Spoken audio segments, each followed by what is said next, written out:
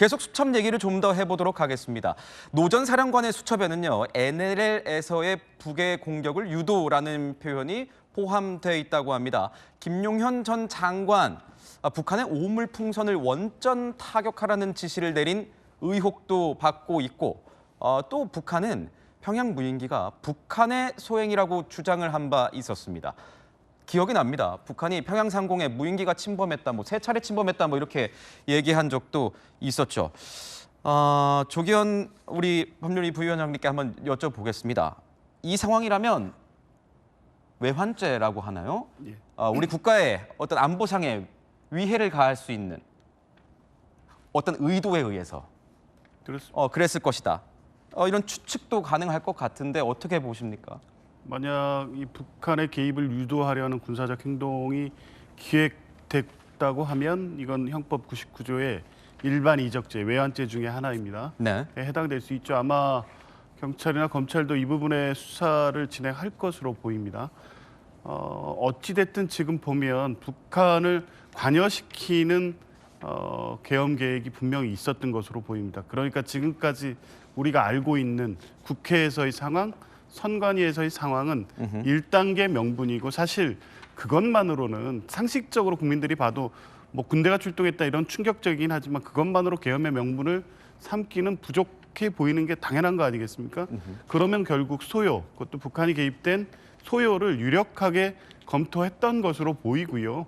지금 일어나고 있는 상황들을 보면 우리가 상상하지 못한 과거 같으면 그냥 음모로 치부될 수 있는 내용들이 실제 기획되고 현실화됐을 가능성이 상당히 높아 보입니다. 지금 조금 전에 이 수첩에 있다는 사살이라든가 북한의 NLL 그 군사적 행동 유도 같은 경우에 이미 12월 12일 날 브래드 셔먼 미 하원 의원이 우리나라 방송사 인터뷰에서 같은 취지의 얘기를 이미 했습니다. 이거 묻지도 않았는데 본인이 북한군을 위장한 공격이 있을 경우에 이것은 북한이 개입된 게 아님을 미국이 확인해 줄 거라는 취지의 인터뷰를 한 바 있고요. 네. 바로 그 다음 날 방송인 김어준 씨가 국회 과방에 출석해서 사살과 관련된 얘기를 했습니다. 이때까지만 해도 설마 그러겠느냐, 역시 또 음모로 이런 얘기를 했지만 실제 어쨌든 맥락을 전체는 봐야 되겠습니다만 이게 현실적으로 검토되고 있었다는 게 어느 정도 일단 확인이 됐고요. 네. 수첩이 70페이지라고 하면 이게 단순하게 단편적으로 본인의 아이디어를 적어놓는 것으로 그치지는 않았을 것입니다. 앞뒤 맥락을 연결시켜 보면 이러한 기획들이 하나의 시나리오로 준비되고 있었다고 보여지고요. 그래서 물론 이제 노상원이 기획 단계에서 중요한 역할을 했기 때문에 노상원에 대한 수사가 중요하지만 빨리 윤석열 대통령에 대한 수사 절차가 진행돼야 된다. 그래야 이 지금 비상계엄 내란의 전모를 확인할 수 있다. 이런 부분을 좀 더 확실해지는 어떤 노상원의 메모라고 봅니다. 네, 수사 단계 중간에 나온 중간 내용이기 때문에 아직 그 전모가 어떻게 되는지 궁금해지는 상황입니다. 이러한 내용이 정말 사실이라면 전쟁을 유도하려고 했다고 볼 수도 있는 것이고 계엄의 정당성을 확보하기 위해서 전쟁을 벌이려고 했다. 이런 정황이 아니겠느냐 이런 얘기가 나오는데 정말 충격적입니다. 그래서 경찰이 어제 이렇게 브리핑을 하면서 저는 그 내용을 보면서 이랬습니다. 그렇다면 예전에도 얘기를 한 바 있고요. 이 내란죄에 더해서 외환죄까지도 추가해서 살펴보겠구나 했는데 김광선 변호사님 오늘 보니까 송치될 때 노상원 전 정보사령관은 내란 실행 및 직권남용 혐의로 구속 송치가 됐어요. 외환죄는 또 안 들어가 있더라고요. 그건 왜 그런 겁니까? 이제 외환죄는요, 우리가 그냥 외환하면 외환죄에 여러 가지 죄가 굉장히 많이 있습니다. 그래서 외부 세력과 공모해서 국가를 어지럽힌다 할지 적국가 그런 내용이 있는데 그 중에서 과연 이게 외환죄 중에서는 일반 이적죄에 해당될 가능성이 있느냐를 좀 따져봐야 할 것 같아요. 네. 그런데 그 내용도 사실은 일반 이적죄에 해당한다고 딱 떨어지게 얘기할 수는 없어요. 왜냐하면 일반 이적죄 중에서 거기에 보면 대한민국 군사상 이익을 해야 하는 그런 행위를 해야 하거든요. 그러면 국지위원 도발하는 것 자체가 또 어떻게 보면 대한민국 군사상 이익을 해야 하는 걸 볼 수도 있거든요.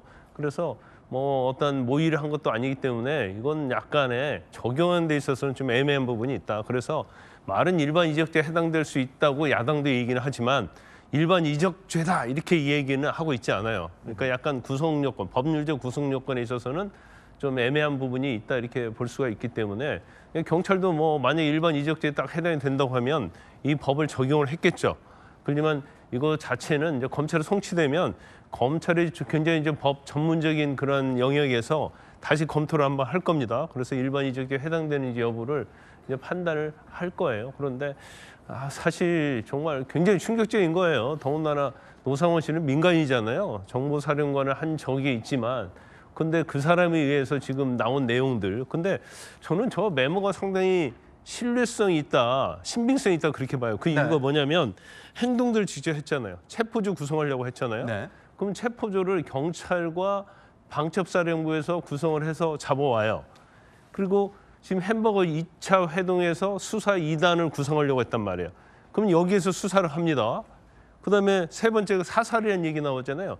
사살은 지금 정보사령관 휴하에 있는 HID 이게 암살조거든요. 북파 특수부대죠. 그렇죠. 참수하고 사람을 적군을 사살하는 임무를 갖고 있기 때문에 이런 것들이 어떻게 보면 일맥상통하는 그런 메모다고 이렇게 보거든요. 그래서 이 부분이 그냥 제가 볼 때는 상상에 의한 허구다 이렇게 보지는 않고 뭔가 일련의 어떤 자신들의 어떤 그런 계획과 모의에 의해서 진행이 되다가 좌절이 됐다 이렇게 봅니다. 네, 신빙성이 굉장히 높다 이렇게 말씀을 주셨습니다.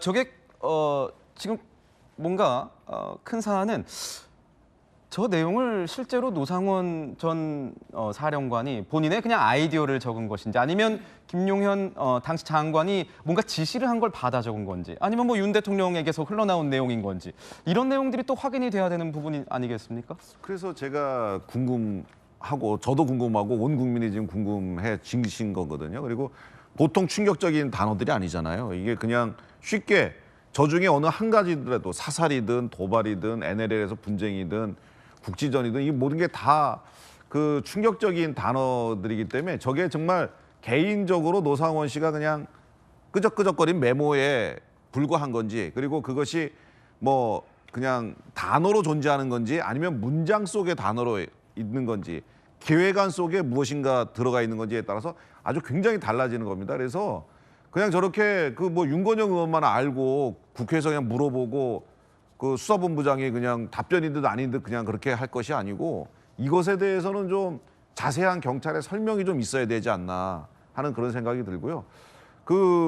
제가 보기에는 이건 섣부른 추측은 좀 금물일 것 같아요. 워낙에 큰 문제이기 때문에 남북 관계라는 것도 있고 우리가 또 한미 관계, 한미일 동맹 관계라는 것도 있기 때문에 한미일 동맹 아닙니다. 한미 동맹. 네. 그리고 이제 그런 것들이 있기 때문에 좀 우리가 깊이 좀 숙고하고 좀 명확하게 하고 넘어갈 필요가 있다 저는 이렇게 생각하고 이거는 검경에서 좀 의논들 하셔가지고 이 부분에서만이라도 좀 국민들께 명확히 좀 알려주셨으면 좋겠어요. 네, 수사기관에서 제대로 수사를 해서 이 내용에 대해서만큼은 정확하고 또 신속하게 국민들이 알 수 있도록 발표를 하는 것도 수사기관의 역할이 아닐까 싶습니다.